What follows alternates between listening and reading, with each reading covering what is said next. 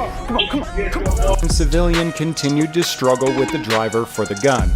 A few seconds later, the driver accelerated the car, dragging the officer on the driver's side and the civilian, who was partially in the passenger side. And the suspect came back and drove through the parking lot. Chief St. John reported officers thought they would be fired at and retreated back into the casino.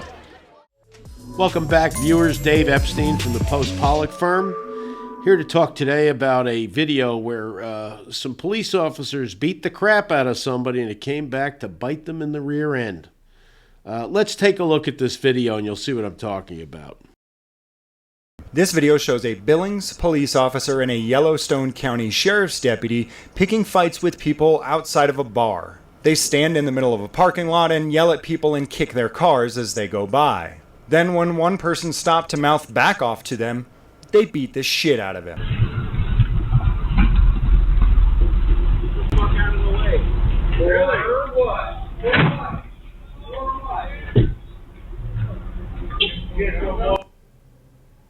I got one too. Don't fucking pull a gun, you fucking idiot. Are you fucking kidding me? Pull a fucking gun. Pull a gun. Pull a gun. Are you fucking kidding me? Get out, leave! Get the fuck out of here! Get out of here! Get out of here! I'm gonna pull a gun too!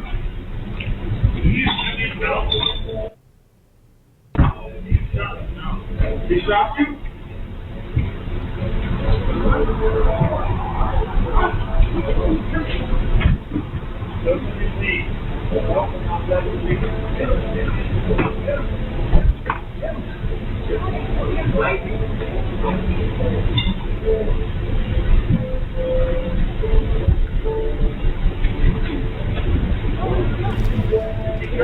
Well, I'll just pause there, folks.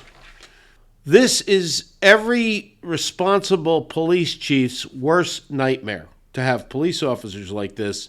They are disciplinary proceedings waiting to happen, but more importantly, they are tragedies waiting to happen and lawsuits galore waiting to happen, because you know that whoever got beaten up is going to file a lawsuit against that town. And now they've got this, I guess it was a surveillance video, with all the evidence they need to show how these guys conducted themselves. Now, the citizens stopped this car. I don't know if they're telling the truth that the guy had a gun in his hand, but, you know, I guess he could say in a state where you're allowed to carry and defend yourself, he's got 3 guys approaching his car. I don't know if they identified themselves as police officers. It doesn't look like they did. And they come up and they started swinging as soon as they got up to his window.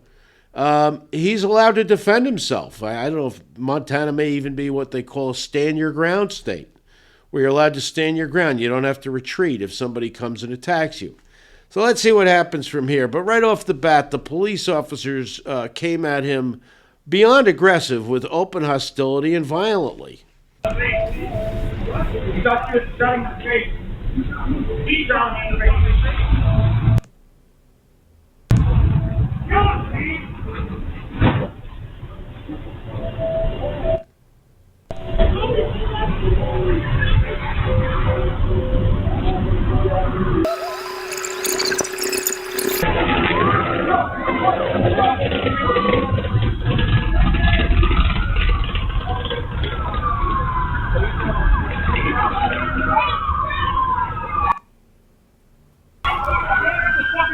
I hope we find out in this video, because I haven't seen this previously, whether or not the driver actually shot the police officer. Now, I'm watching this video. The police are hanging out behind this bar. I think in their minds they've done nothing wrong, and now they've presumably called other squad cars in. I hear sirens. Frankly, probably were drunk, because their conduct is not something that I would want a prosecutor or worse, internal affairs reviewing. Even if this guy did shoot the one police officer, I think his name is Smart, the behavior is, let's say, not admirable. Let's see what happens from here.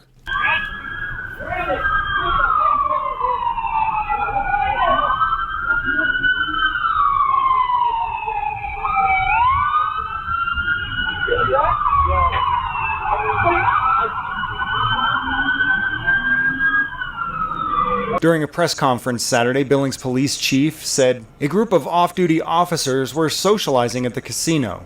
Around 12:45, an officer with the Billings Police Department and a Yellowstone County deputy, along with a civilian, left the casino and were talking in the parking lot. Shortly after, a maroon Chevy Malibu with 2 people inside entered the parking lot, stopping near the group and exchanging words before the driver brandished a handgun. Chief St. John says the officers and deputy reached into the car to try to get the weapon, while the civilian went to the passenger side of the car and got the second person out before trying to control the gun from the other side. During the struggle, it was reported the driver fired 1 shot and the deputy was hit in the face with what is currently believed to be a bullet fragment. The deputy reeled back, and believing he was shot, the officer and civilian continued to struggle with the driver for the gun. A few seconds later, the driver accelerated the car, dragging the officer on the driver's side and the civilian, who was partially in the passenger side. The suspect eventually lost control of the vehicle at the 1200 block of Grand Avenue, slid sideways, rolled, and struck a light pole in front of Albertsons. The driver suffered serious injuries and was taken to the hospital for care. I think we've seen and heard enough. First of all, when you see that video, you see it against the official statement of the police department. And I think you leave it up to yourselves as to whether what they're describing is what you see. I would submit it really isn't. The question is, what could these police officers have been charged with? Again, I always go with a reference to New Jersey law, disciplinary matters. There are a variety of things that can get a police officer disciplined, suspended, reprimanded, or even discharged. But the discipline of these officers would probably, if I were the attorney, asked to review this for a disciplinary review hearing, I would probably say at the very least it was conduct unbecoming a police officer. Police officers are expected to conduct themselves professionally and in a manner consistent with a law enforcement officer, even when they're off duty. They're required to. And you're certainly, listen, some people sometimes have drinks. Everybody does. But standing behind a bar where you're drunk, and this wasn't socializing, they were causing trouble. Or it looked that way, if that's the truth. That is, at the very least, conduct unbecoming, and it could be criminal. Criminal activity is its own separate basis for disciplining a police officer. And it can range from suspension to termination to discharge from the police force. Now, I don't know whether they had the benefit of this video when they gave that statement, the chief, but it sounds to me like somebody leaked this video, and then all of a sudden the chief said, "Oh, maybe we got to revisit this." It was months later, and that's when they brought them up on disciplinary charges, although what they did was reprimand them. I don't know if reprimanding them does any good. It's a slap on the wrist. It does go on your disciplinary record, and the more discipline you receive, the worse it gets each time you're redisciplined. It's called progressive discipline. Discipline in the legal community of people who deal with these types of cases.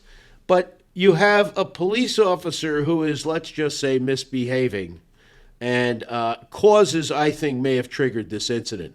As far as the driver's concerned, he might be able to bring a claim against the police officers for assault. I don't know if you could call this something that the city would be responsible for because they were off duty.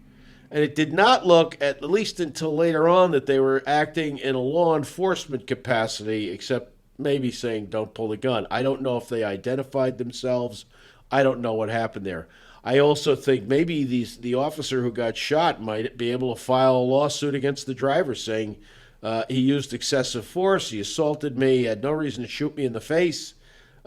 Your guess is as good as mine as how that would end up. I guess the driver could also say, "You created such a fiasco, such a terrifying situation that I fled and I wasn't thinking straight." He apparently got in a very bad accident and hurt himself. Maybe he could try to blame that on the police officers. I don't know. I don't know if he would. I don't know if he did.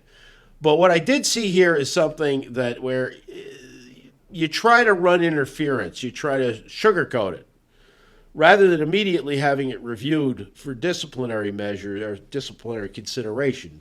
You only undertake disciplinary measures when a wrongful act is found. But they initially found nothing wrong. It came back to haunt them. It led to the public losing faith, as you see from this video. Now, this person narrating has a very strong view that it was blatantly caused by the police officers. Certainly, they instigated this incident. Whether everything that happened was caused by them, maybe overreaction by the driver, I don't know. But certainly the police officers set these things in motion. When you kick a car, you do something driving by, don't be surprised if the person stops and speaks up about it. If you're a police officer, you should know better than to go right ahead and get into it. You should know better not to kick a car to begin with. I don't know how this will turn out for these officers, or how it did turn out. I don't know how old how long this case has been pending. But I can tell you that in most places in New Jersey, the discipline would have been considerably more, maybe even discharge. And if they lie, one last thing I'll note. If when asked about these incidents, a police officer lies, that has been held in New Jersey and most other states to be grounds for discharge. Why? Well, first of all, we expect more from our police officers. They should not be lying. They have to be honest. But second of all, when they do that, you are required to report it to the county or whatever it is, your DA, your prosecutor, your DA, that an officer was found in a disciplinary proceeding to have lied about the incident that was the subject of that inquiry or discipline. And after that, they are disqualified from taking the witness stand in criminal cases. A police officer arrests somebody, they need to testify. They have to say what happened. Well, if you've been caught lying, especially if you're caught lying in an official capacity, worse under oath, you now have a record of being a liar. And when a defense attorney is involved in a criminal case defending somebody, the first thing you're going to ask for is your disciplinary records of the policemen involved. And if they have been found to have been liars in the past, they're going to crucify them on the witness stand. So that's why prosecutors say, I am not going to put this guy on the stand anymore. How much use are you as a police officer if you can't testify? There's only so many desk jobs they can create, even in a bigger city like Billings, and that's pretty much the end of your career. You can even have your pension forfeited. All sorts of things can happen. You get suspended without pay. Just not a good thing. Police officers should be held to a higher standard, and I would expect them to show a better line of conduct than we saw here. Anyway, folks, I hope that was of help to you. Hope it was informative. I hope you hit like, hit subscribe, and please leave your comments. Always love to hear what you have to say. And we'll see you next time. Thanks. Dave Epstein signing off.